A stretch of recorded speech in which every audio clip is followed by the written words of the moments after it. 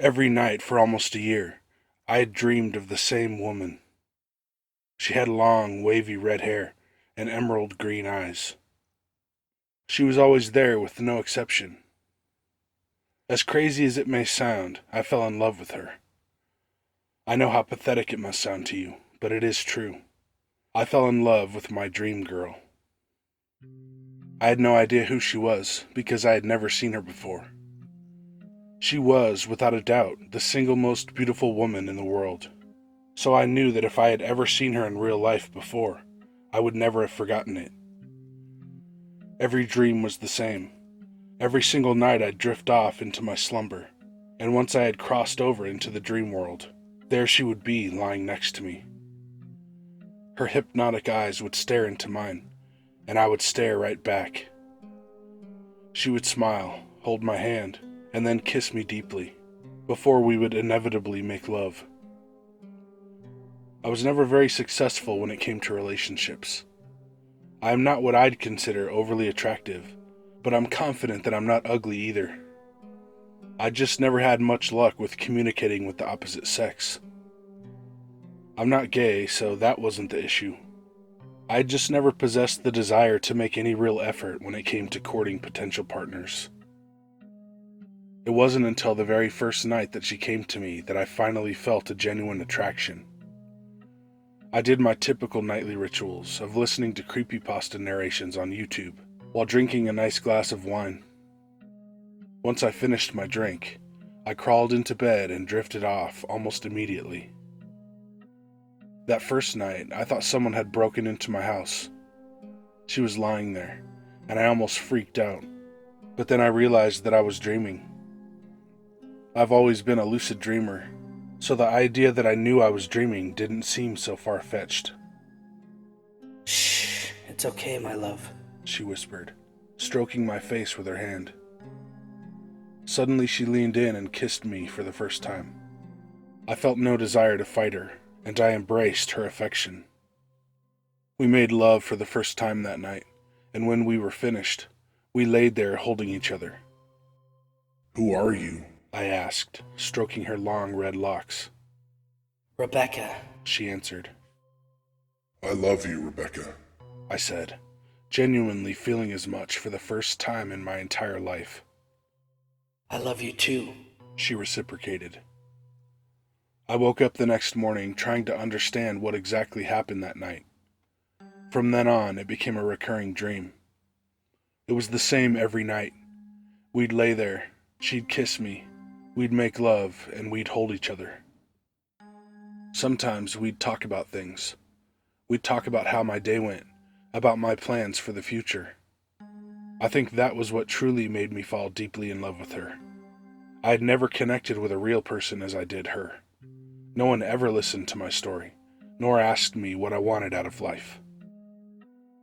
After a while, it became depressing. As nice as it was to feel something for someone, the fact that she wasn't real was beginning to weigh on my mind. Things would never go anywhere. We would never get married. We would never have children. It would only ever be the same dream, until the day that it stopped as suddenly as it started. One day, I decided to try my hand at dating real women again. I went to various social media platforms and ended up connecting with a very nice girl named Jessica from my area. We chatted for a while and got to know each other quite well, or as well as you can get to know someone over the internet. Eventually, we decided to meet face to face, and it went perfectly. She was gorgeous and gave off an energy that I could appreciate. Later that night, Jessica invited me to her place to hook up. It was an amazing night, and we laid there holding each other. After we drifted off to sleep, I had an odd dream about Rebecca. Instead of the usual laying next to me, we were standing in my kitchen. She looked slightly off from past dreams. It looked like her, but imperfect, as if someone tried to draw a picture of her from memory. In her hands, she held a wine glass and sipped from it, winking at me. I woke up suddenly and realized it was morning. From that day, Jessica and I began dating exclusively. It was my first human connection with a real person in a very long time, and I was absolutely over the moon about it. Every night, I'd hoped that I wouldn't dream of Rebecca, and for the longest time, I didn't. At first, the dreams continued when I slept at home. They went on the same until the final dream. I stopped her from kissing me, and said that I had met someone. Her usual look of passionate love quickly turned into a heartbreaking expression of betrayal. Suddenly, she slapped me across the face, and I watched her get up and walk out of the room. I thought to myself that it was odd how much a slap from a dream hurt. That was the last dream I had about Rebecca, but it would not be the last time that I saw her. About 3 months into dating Jessica, we were walking together when a man accidentally bumped into me. We exchanged apologies, and I turned around one last time to give off a "you're good" wave. While I was turned around, I saw her. Off in the distance stood a woman that looked identical to Rebecca. She stood there and stared at me. I rubbed my eyes, thinking I was just seeing things, and when I looked again, she was gone. I must be losing my mind, I thought to myself. Everything all right, babe? Asked Jessica. Yeah, I answered, shaking my head. just thought I saw someone I knew. Every so often this would happen. She would randomly appear, and just as quickly vanish if I looked away. About a year later, Jessica and I got married, and I could have sworn I saw Rebecca when we left the church, wearing that same look of betrayal she had given me ever since that night we broke up. It was the night that Jessica and I returned from our honeymoon that everything changed. We had decided to move into my house, and after we finished unpacking Jessica's things, we decided to call it a night. I got us each a glass of wine, but before we fell asleep, I got sick. I ended up puking up everything I had consumed that night. I crawled into bed and was out cold. Eventually, I woke up to the sounds of gasping and choking. It was coming from Jessica's side of the bed, and when I turned over to look, my heart dropped. She was mounted on top of Jessica, and she had both of her hands around her throat. I sprung up and tackled Rebecca, pinning her to the ground by her arms. Jess, call the cops. I yelled out, but Jessica wouldn't move. She looked like she had been drugged and could barely understand what was happening around her. I turned my attention to Rebecca. Who the hell are you? I yelled. What did you do to her? But baby, She answered, smiling wickedly. it's me, Rebecca. I love you. You're mine. Don't you love me too? She made a pouty face. Suddenly, she kneed me right in the crotch, and I fell over in pain. She stood over me and kicked me in the face. I spat out blood as I tried to catch my breath. You were mine, you son of a bitch. She screamed, punching me hard in the nose. I was your dream girl, wasn't I? I gave you love and pleasure and affection every night, didn't I? She punched me again. You drank the goddamn wine. Why aren't you mine right now? Tears began to fall down her face as she screamed. She then grabbed me by the hair at the back of my head and kissed me deeply. I bit her on the mouth and held on as she cried in pain. I released my jaws and headbutted her in the face, knocking her out cold. She was arrested that night. After a thorough police investigation, it was discovered that Rebecca had been living in my attic this whole time. My dreams of her were the result of her drugging my bottles of wine. I was completely under the influence and mistook what was happening for recurring dreams about a woman that I never met before, but had thought was my ideal dream girl. To this day, I still think of her, and how I truly fell in love with this psychopath that had been drugging and raping me every night for almost a year. Needless to say, this has caused a strain on my marriage. I've seen therapists to deal with what had happened, as well as a marriage counselor to help save our relationship. Things, however, just got harder for us when I received a call from the prison that Rebecca is residing, which I foolishly accepted. Hey, babe. She said after I answered. I shuddered. What do you want, Rebecca? I asked, rubbing the bridge of my nose. Oh, I'm fine, sweetie. Thanks for asking. I just wanted to let you know the wonderful news. My first thought was that she was being released, but I quickly dismissed that. She had been charged with breaking and entering, sexual assault, aggravated assault, and not to mention attempted murder. She was not getting out anytime soon. What? I asked hesitantly. Well, sweetie, I know that typically when we made love, it was a passionate experience where you'd show me just how much you loved me. I shuddered again. What's your point? I asked, getting agitated. Well, the last time, I didn't exactly wake you up. My mouth went dry. I began to panic, trying to understand when she was talking about. There was a point where she raped me, but I was unconscious the whole time. What are you talking about? I asked, trying to remain calm. Our last meeting, silly. She said excitedly. I knew that you had thrown up all of your wine, which also meant that you threw up my love potion. But I also knew you were a deep sleeper without it. So I decided I would just let you sleep through our lovemaking that time.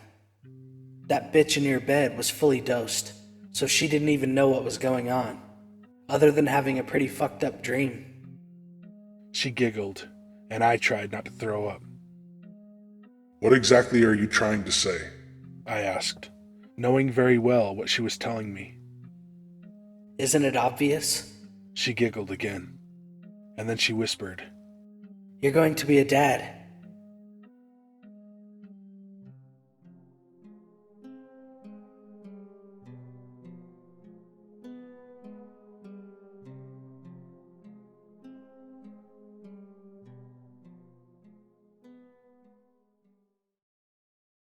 Hey guys and ladies, thanks for watching. Send your story or creepypasta to the email in the description. My merch, Patreon, Instagram, Twitter, and Discord are down there too. This story was written by my buddy NerdxCorexCreep, and he's also a narrator. And you can check him out. There's a link to his channel in the description. Alright, so, be good to animals, even people. Sit. Ja, snämar, bärksbes, hresh.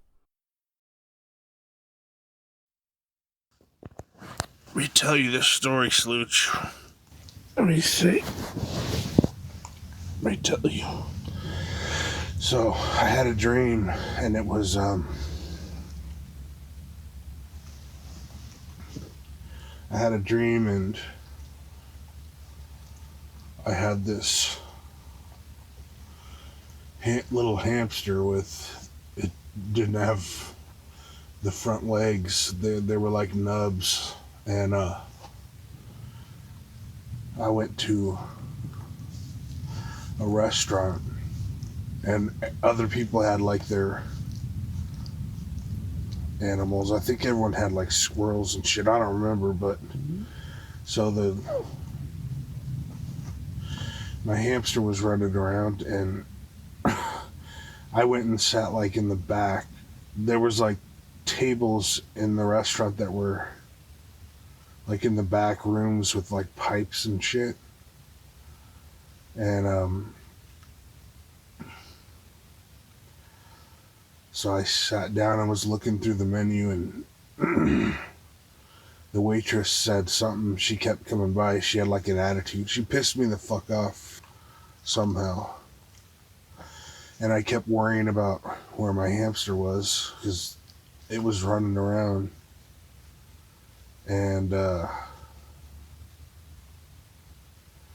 didn't end up getting anything, because I was worried about my hamster, and it started to get dark, and all of a sudden there was all these other people there, all over the place, and I never found him or her, the hamster. But I feel like all of a sudden I was super drunk because I was. Are you okay? And I couldn't see or something. It was like really dark. And I think to get away from the people, I was walking, and then in the dark, and then I fell. Like, I fell. It was all of a sudden like a really steep like mountainside, and I was trying to climb back up to the top because there was like a freeway way down there. I was gonna fall to it, and there was all these like candles, like little candles all over the side of the mountain, and I was trying to climb back up. And I don't know if it was a menu or I might have still had the menu in one hand and I had a pillow in the other, and I was trying to climb. And I like set the menu on fire on a candle, and then I didn't want to start like a fucking a fire. So I was trying to put out the menu, and then like the pillow was catching on fire, and I was trying to put that out and not fall down to the freeway. And I got them both out. I didn't start a huge fire, and then I climbed up, and then all of a sudden it was like light out. It was either that or it was the next day, I don't know, but I had like this jetpack on, and I was walking with two other people. I think like a girl that I liked or something. And we were walking on this. Thank you, Slooch. We were walking on this path, and it was like a curvy path. And someone asked us to help clean up. Like there was like trash, I guess, a little bit of trash on the track. And so I started hitting my jetpack, which didn't like let me fly, but it I was just running like fast as shit. It was actually awesome. But and I remember the girl was like, "Where are you? Something like, aren't you gonna help us?" And I just fucking gave them both the finger without looking. The over the shoulder behind the back fingers hit the fucking jetpack. It was off. And then I woke up. So there you have it. Did you like that story, Slooch?